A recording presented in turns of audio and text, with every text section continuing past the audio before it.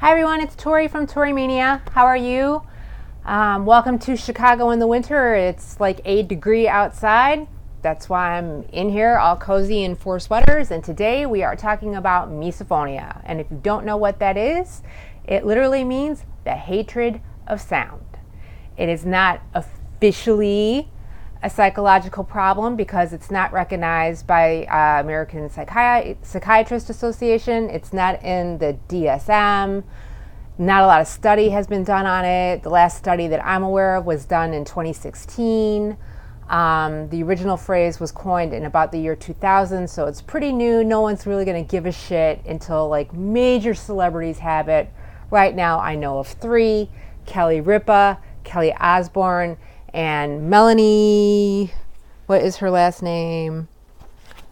I don't know. Melanie, she was in Ever After with Drew Barrymore and on 2.5 Men as Charlie's girlfriend. So, and Franz Kafka. He had it too, allegedly. So, nonetheless, until someone like Madonna says, I have misophonia, no one's gonna care. It's just us against the world. Yeah, I'm gonna throw myself in that pile. I hate to be that girl that has everything, but I got a lot of stuff.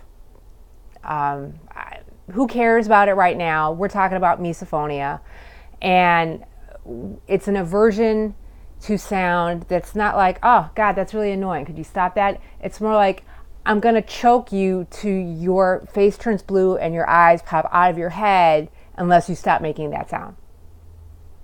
It's like that. It gives people panic attacks. It makes them freak out. The people that are doing it don't even know that they're doing it. They could just be just coughing or sneezing or just living their lives. They're just chilling. And then somebody wants to punch them in the head for saying ah after they drink their Diet Coke like on a commercial. That's what we're dealing with. And it's not fun. So we're going to kind of just go with this a little bit. I wrote a script to help myself stay organized, but I don't know how good that's going to do. Don't scratch that. And that's what happens when you don't have an editor. I'm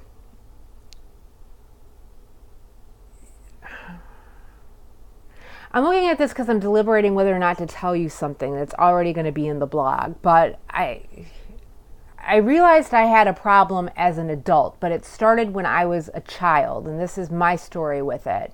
And the woman that raised me would be like, I'd be eating and she'd say, don't smack. And I had no idea what she was talking about. No clue. And this went on for like a year. Don't smack, don't smack, don't. What am I doing? I'm just eating. Like I would be crying because I don't know, I had no frame of reference. I'm like 5 or 6.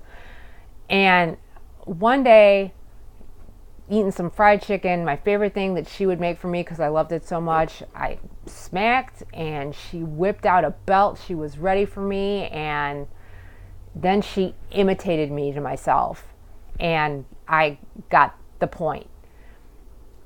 And I think I stopped smacking. And then years go on and stuff like that, and you live your life. And, one day as a teenager, I'm sitting there with my mother listening to her eat, and her and I aren't getting along very well at this point. I'm about 15 when you're supposed to hate your parents. And she's licking her fingers after eating chicken wings, and it's booming in my ears, and it's making my skin crawl, and I'm feeling this violent rage like bubble up inside me. And I want to turn around and I want to choke her. I will do anything to make her stop making that sound. It didn't occur to me to tell her to stop making that sound because she is kind of into her, and she'd be like, well, it's your problem, which she is kind of like now. So that was a solution to me. As a grown woman, my husband chewed rather loudly until we had an incident, which will be in the blog. And he now believes me when I'm like, I think I have misophonia. And he's like, yeah, I would agree.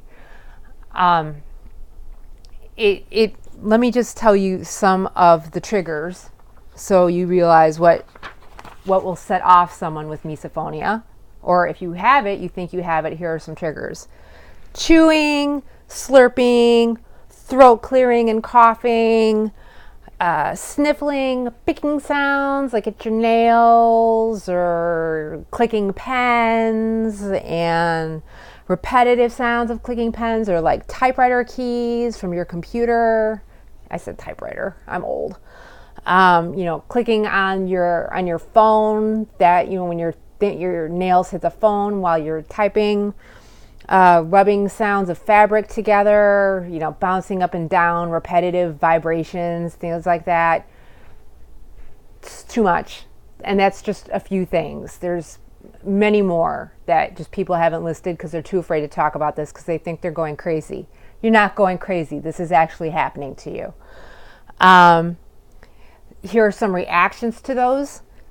Pure and holy rage, physical violence, flight or fight, leaving, just getting the fuck out of there. Rapid heartbeat and breathing, like you're going to have a panic attack. Crying, the sense that somebody's actually physically hurting you. It's big and it's scary. And if you don't know what it is and you don't know what's happening to you, it's crazy making.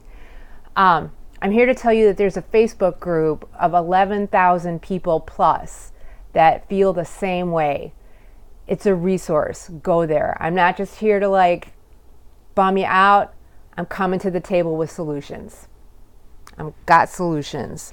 So the DSM's going to ignore it.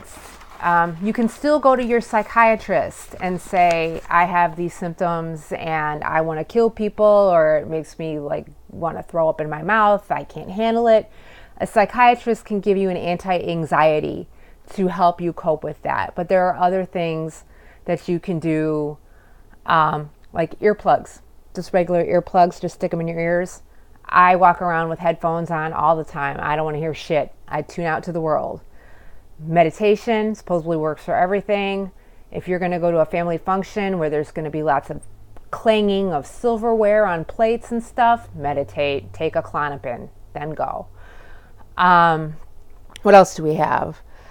I've actually stuck my finger in my ear and turned away from somebody else to get away from the sound, and it's helped somewhat. Get enough sleep so you're not already cranky, so you're less inclined to want to throttle someone's neck for sneezing. Some say cognitive behavioral disorder, cognitive behavioral therapy helps, and immersion therapy helps. I can't imagine how immersion therapy helps. I think that sounds like hell. It is talked about that maybe it's connected to OCD, synesthesia, which is where you see numbers and letters and colors and smells and stuff like that, anxiety and depression, but because nobody's taking it seriously, there's no studies to prove that. So it's just a theory. See if I'm missing anything else. Distract yourself. If you have to, get on your phone, go to Twitter, go to Pinterest, go to Instagram, go to that forum on Facebook, get some help, get some comfort, soothe yourself. Just in any way that you can, just soothe yourself. It's like fight or flight. Self-preservation is never rude, says my best friend. So take advantage of that.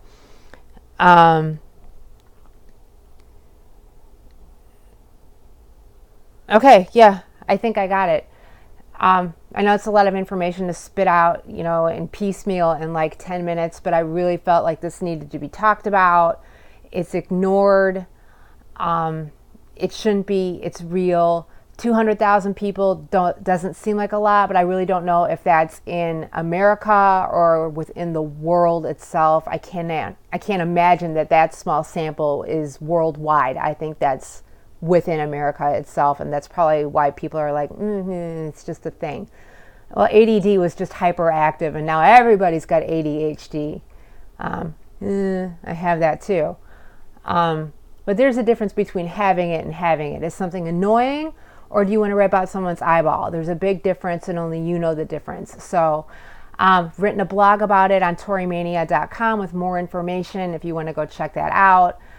And I have some resources in the description box along with the Facebook link to the support group. And with that, I say thanks for watching. I should have said before to please subscribe, ring that bell if you want more information when I'm on, and thumbs up if you like this and this was helpful.